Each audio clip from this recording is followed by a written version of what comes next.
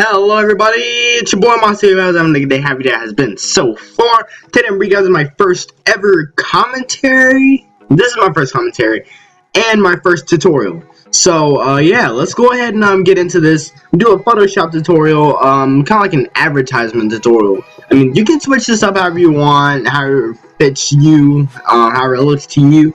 But like if you're just like beginning, this is a good place to start. Just to give you a little bit of basics and stuff.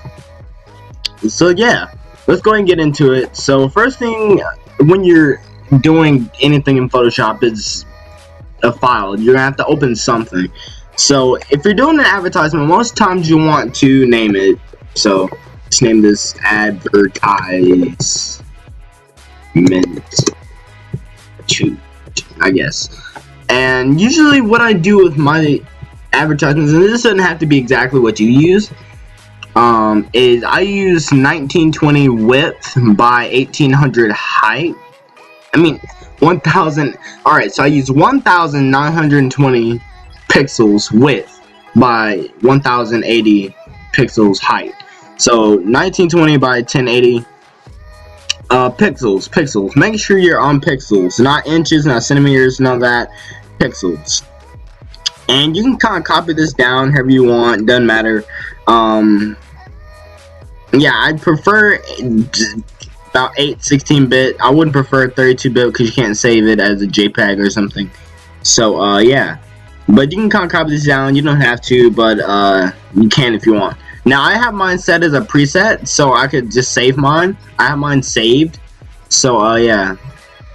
But I use mine in white, so let's, yeah, let's go ahead and click OK, and we have ourselves a new document. Now I have a navigator up here so I can just see what I'm doing, so let me just show you guys a little bit. Let me just make a giant brush and it's on white. Just to show you guys like that, and then you can see it over here. But I mean, if you want to change the color of your background without having to start over, a little tip, you could right click on the gradient tool right here. This is the default thing. Right click on it and you find the paint bucket, and you just go to swatches and change the color of it.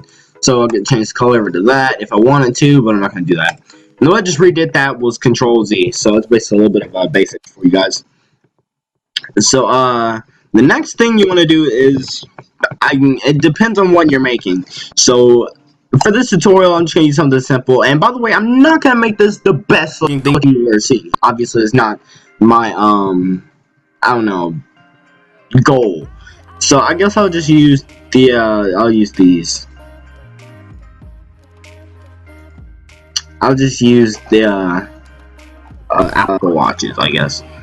And excuse the Skype down the bottom. It's just a whole bunch of notifications from my friends and stuff. So I guess we'll just put watches, I guess.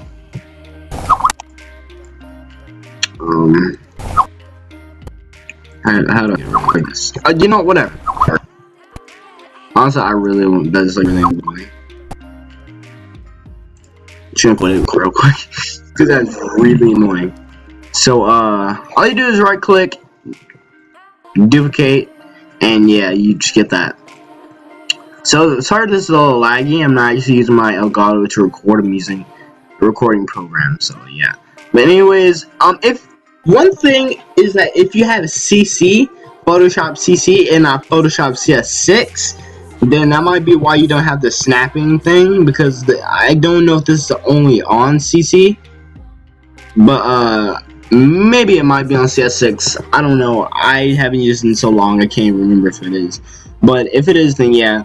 But usually, like when I'm doing a tutorial, not a tutorial, but like any kind of advertisement or something, I'll just like snapping in the middle first, just to have like a simple basic place to put it.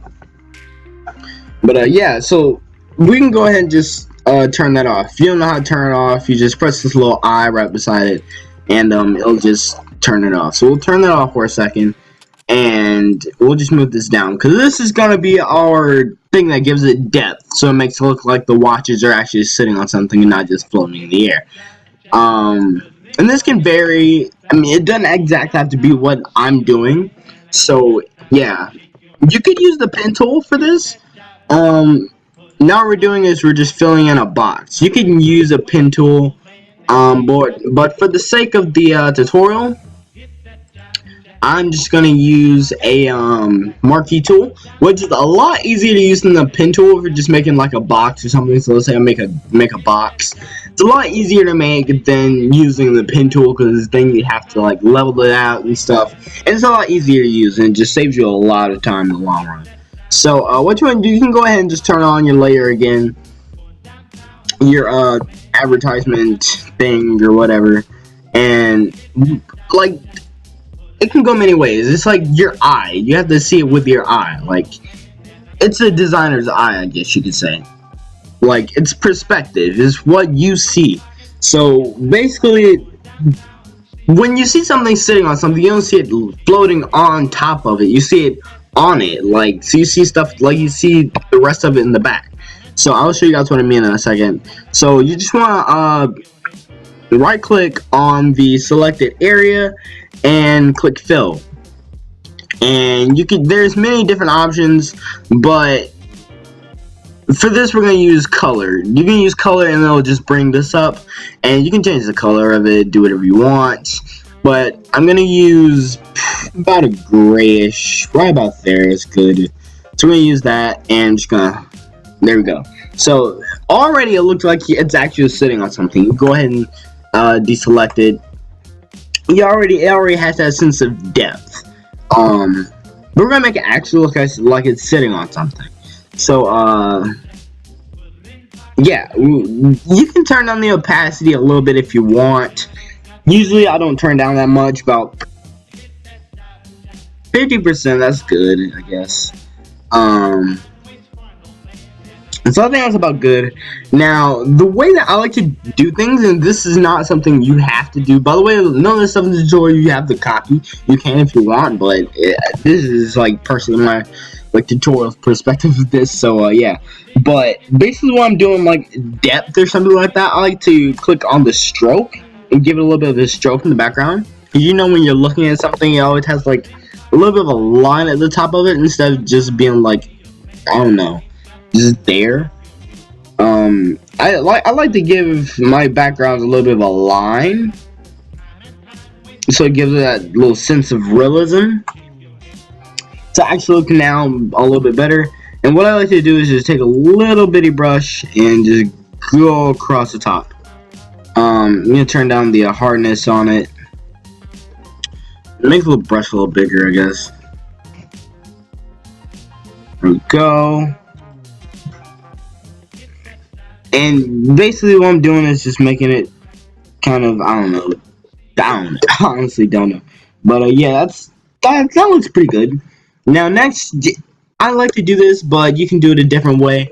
I like to add a little bit of shadowing to it, like in the background. And I always turn down the opacity on it to give it a little bit of a shadow. Now this depends on perspective because the computer itself has a gradient, and the way it looks is so it deceives your eye. So you guys know what I mean. So like if you look up at the top of the computer, it looks like all inverted. Like if you look like a 90-degree angle from the computer, it looks like all inverted and stuff. So like you want to make sure you can see it from each and every angle. So you can look at the top of your computer, and if you don't see it, move to the middle of your computer and just lean back in your chair, whatever you're sitting in, and you'll be able to actually see it. Or you can use the navigator, which is a lot easier, but that's what I like to do just to make sure I know what I'm looking at. And just turn the opacity up just a little bit, not too much. And that's about good. And there's many different ways you can do stuff like this. I don't want to particularly tell you to use just one way of doing this because there are so many different ways of doing an advertisement. But yeah, next part is make it look like it's actually sitting on it, not just floating on it. And what I like to do is add a little bit of shadowing to the back, so to give these little bits of like shadows, I guess. And now it looks like it's actually giving itself a shadow. Now it looks like it has a shadow at the back. I'm just gonna erase that a little bit there. It looks kind of dirty. I don't really particularly like that. Let me get rid of that. And there you go. That's basically a little bit of it. Now you can go into blending options and put a drop shadow on it if you want. By the way, if you don't see drop shadow at first, you just click the effects down here and you'll see it. There's all the options are down here. And you can put a little bit of a drop shadow on it if you want. Personally, I prefer not to, just because it actually shadows the whole thing. It shadows like the whole watch and stuff. So you can if you want. I'll do it, but it doesn't make very much sense too, because you're not really gonna see it at all anyways. So as you can tell, like you don't see it at all. Like, gives a little bit more perspective, but you can do it how you want.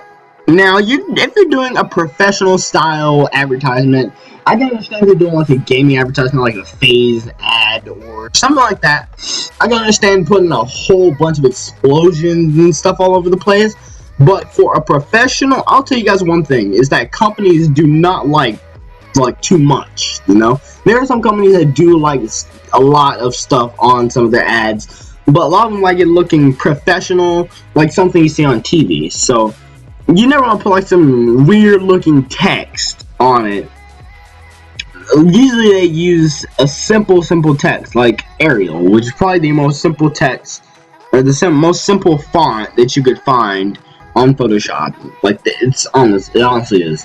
And I don't have any packs or anything out yet, but you guys can go and follow me on Twitter if you guys want to find some packs and stuff, because I'll start doing some packs and stuff for you guys. If you guys want like some textures and stuff, like for instance, I have like a whole bunch of stuff like up here. Let's see, I have like a whole bunch of stuff that I use, like PNGs and stuff. Just like a whole bunch of these, like Fire. I even have Selena Gomez PNGs because I actually love her. I have iPhone 6. I have Leaves. I made that by myself. I actually designed that in Cinema 4D. Stuff like this, simple stuff. You can find a whole bunch of stuff like backgrounds, PSDs. Like, I have team logos, which I'll probably just do like a giant pack of that too. I'll just probably make like $1.99 or something. But anyways, getting back to it, we're getting way off track.